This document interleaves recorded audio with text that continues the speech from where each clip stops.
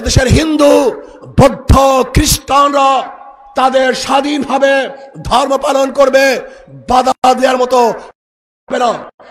ইসলামী হুকুমত হয় ব্যবসা প্রতিষ্ঠানগুলি নির্বিঘ্নে ব্যবসা করবে, সেখানে গিয়ে চাঁদা তোলার সাহস কেউ দেখাতে পারবে না। সুন্দরী নিয়ে কেউ দৃষ্টিতে তাকাতে পারবে না।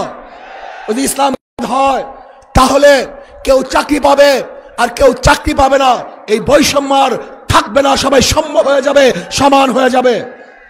ইসলাম হয় কেউ আওয়ামী লীগ, কে বিএনপি, কে জাতীয় পার্টি, কেউ জাসদ, বাসদ, দেখার বিষয় নয়।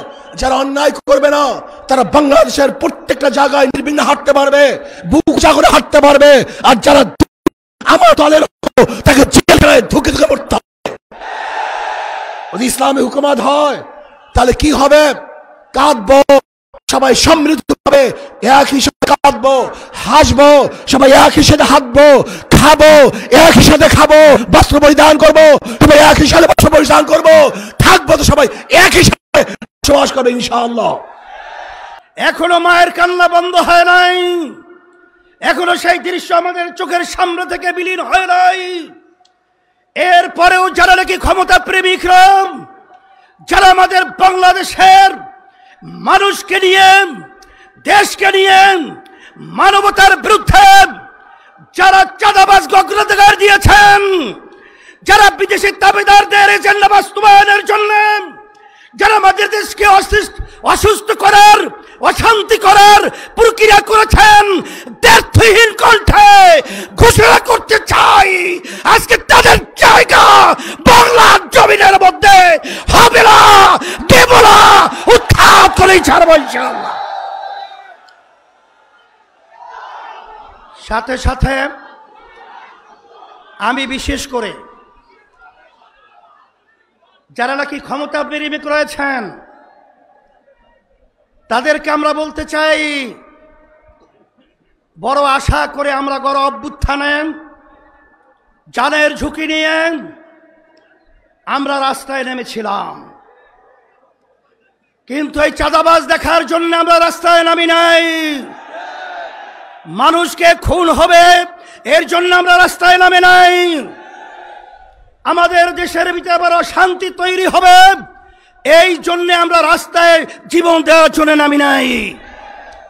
আজকে আপনারা দেখে নেন, যারা ক্ষমতা প্রেমিক রয়েছেন, আজকে সারা বাংলাদেশের আজকে মানুষের অবস্থান তাকিয়ে তাকিয়ে দেখেন যে আজকে এই সমাবেশ থেকে চাঁদাবাজদেরকে না শব্দ বলে বাংলা জমিন থেকে আজকে যারা টাকা বিদেশে পাচার করার প্রক্রিয়া করছেন তাদের বাংলাদেশের জনগণ আপনাদেরকে প্রত্যাখ্যাত করবে। আল্লাহ তাআলা কোরআন মাজিদে দুটা দলের উল্লেখ করেছেন। তিনি বলেছেন হিজবুল্লাহ, আল্লাহর দল, আর একটা দলের কথা বলা হয়েছে হিজবুশ শয়তান। আপনি বলেন আমরা কি শয়তানি দলের পক্ষে থাকব নাকি আল্লাহর দলের পক্ষে থাকব? যারা যারা আল্লাহর দলে থাকতে চান দুই হাত তুলে আল্লাহকে দেখান, আল্লাহকে দেখান। আল্লাহ তাআলার কাছে আমরা সাক্ষী দিচ্ছি বাংলাদেশে মানুষের আইন চলবে না, আল্লাহর আইন চলবে এখন থেকে ইনশাআল্লাহ। আজান হয়ে গেছে, আর কানে আজান এসেছে। আমি কথা সংক্ষেপ বলতে চাই, আমরা দুনিয়ার জীবনে থাকতে চাই, আখিরাত চাই, কথা বলেন দুনিয়াতে আখিরাত। যারা আল্লাহ দল করবে তারা তো পাবে, যারা আল্লাহর আইন অনুযায়ী চালাবে না তারা দুনিয়ায় কিছু পাইলে পাইতেও পারে, কিন্তু আখিরাতে তাদের জীবনে কিছুই পাবে না। সেজন্য আমি আবার আহ্বান জানাচ্ছি বাংলাদেশের সকল দলকে, সকল প্রতিষ্ঠানকে, আসুন আমরা একসাথে ঐক্যবদ্ধভাবে বাংলাদেশে কোরআনের আইন চালু করি। সংগ্রামী সাথী, 54 বছরের ইতিহাস বাংলাদেশে। এই 54 বছরে কোরআন মাজিদের একটা আইনও জাতীয় সংসদে পাশ হয় নাই বা চলে নাই। কথা ঠিক কিনা বলেন? 54 বছরে বিগত দলগুলো আল্লাহর আইন চালু করার কোনো ভূমিকা রাখে নাই। অতএব যারা আল্লাহর আইন চালু করার চেষ্টা করে নাই, এগুলো দেখা হয়েছে না হয় নাই? আমরা সবাই দেখেছি। এ দল দেখাও শেষ, ওই দল দেখাও শেষ। আগামী দিনে ইসলামের বাংলাদেশ। সংগ্রামী সাথী ও বন্ধুগণ, আরেকটি কথা বলতে চাই আপনাদের। আজকে চতুর্দিকে মহাসমুদ্র। বরিশালে আমি আগে আসি নাই, ব্যক্তিগতভাবে বা বিভিন্ন কাজে এসেছি, আপনাদের জনসভায় বক্তব্য দেওয়ার সুযোগ হয় নাই। আজকে প্রথমে আপনাদের দেখে আমার খুবই আল্লাহর শুকরিয়া আদায় করতে ইচ্ছা হচ্ছে। এত সুন্দর, এত বিশাল, এত বড়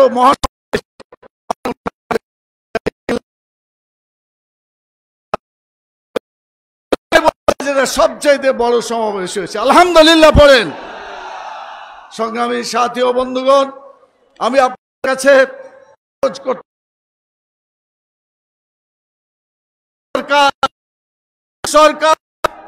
সরকার অন্যায় করেছে, মানুষকে হত্যা করেছে, খুন করেছে, গুম করেছে। আপনারা কি অতীত সরকারের বিচার আপনারা চান? বিচার শুরু হয়েছে, আরো বিচার অপেক্ষা করছে। আমি বলতে চাই, কেউ যদি এটা বিচার করতে না চায়, যদি বলে যে আমরা ক্ষমতায় গেলে এইসব মামলা তুলে নেওয়া হবে, তাহলে কি জুলাই বিপ্লব, এই বিপ্লবের প্রতি কি ভালো ধারণা হবে না বিশ্বাসঘাতকতা করা হবে? অতএব যারা অন্যায় করেছে তাদের বিচার হতে হবে। বিচার যারা করতে চায় না, তাদের মতলব ভালো বলে মনে হয় না।